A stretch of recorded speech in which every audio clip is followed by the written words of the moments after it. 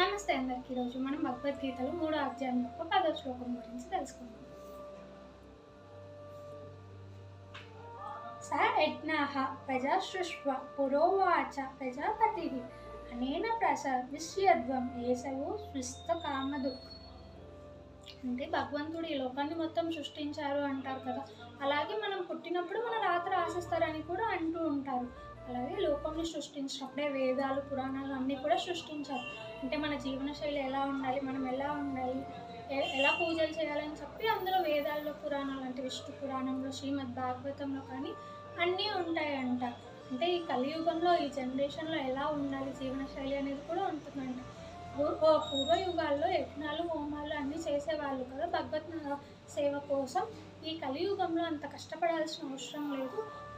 కేవలం నా నామస్మరణ అంటే విష్ణు నామస్మరణ భగవత్ నామస్మరణ చేసుకుంటే చాలు మోక్షం వచ్చేస్తుంది. అంటే ఈ జనరేషన్లో అన్నీ ఈజీ అయిపోయాయి.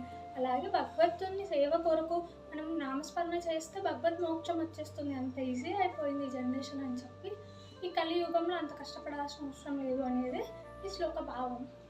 హరే కృష్ణ.